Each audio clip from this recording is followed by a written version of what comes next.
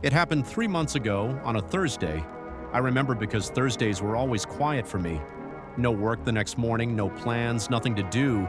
I usually stayed up late playing games or watching random videos until I got tired. That night was normal, too normal. Around 1:47 a.m., my phone started ringing. Unknown number. I almost ignored it, but something told me to answer. I said hello. No one spoke. I could hear breathing, slow, uneven breathing. Then the call ended. I stared at my phone for a second, annoyed more than scared.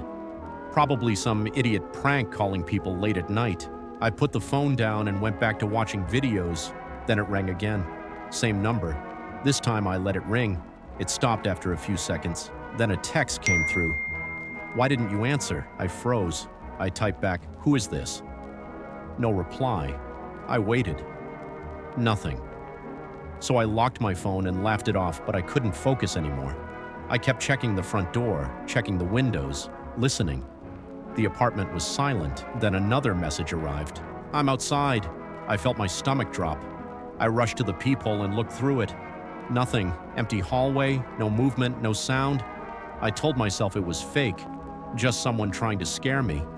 Then my phone buzzed again. I moved. I stepped back from the door. Now my hands were shaking. I texted, "What do you want?" A reply came instantly. "To come back in." I remember reading that line over and over. To come back in. I lived alone. No one had ever been in my apartment except me.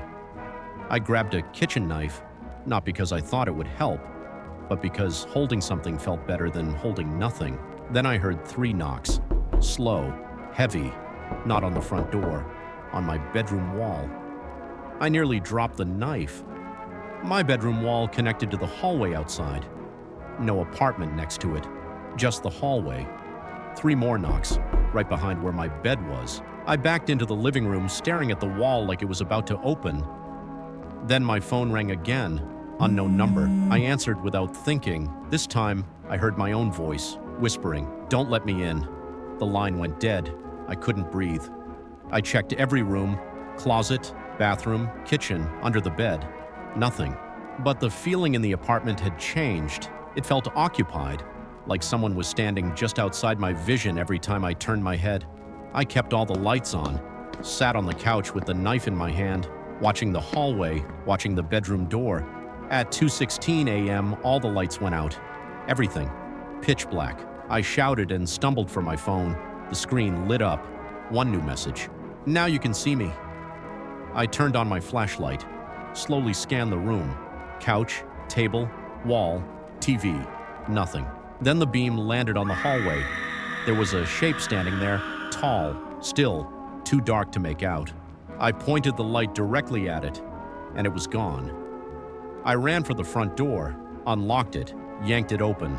The hallway outside was empty, but on the floor in front of my apartment was water, a trail of wet footprints leading inside, not out, inside. I slammed the door shut and locked it again. I didn't know what to do. I called the police, no signal, tried again, nothing. Then I heard movement in my bedroom, soft footsteps, crossing the floor slowly. I stood there frozen while something moved around inside my room, opening drawers, dragging across walls. Then silence.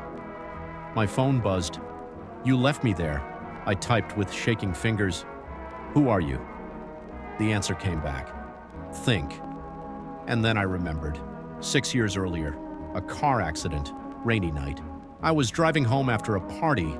I hit something, or someone. I got out. I looked around. I saw a man lying near the road, still breathing. Barely. I panicked.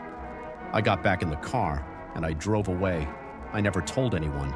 The police never found out. I buried it so deep in my mind that I almost convinced myself it never happened. Until that night. Another message appeared. "You heard me calling for help."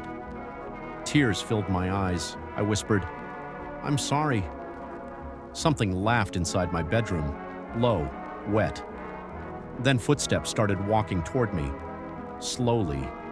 I ran out of the apartment barefoot, down the stairs, didn't even wait for the elevator. I ran into the street screaming for help. A passing driver stopped and called the police. They came, they searched my apartment, Found nothing, no footprints, no broken lights, no signs anyone was there, just me, shaking, crying, looking insane. I moved out 2 days later, different neighborhood, different building, different phone number.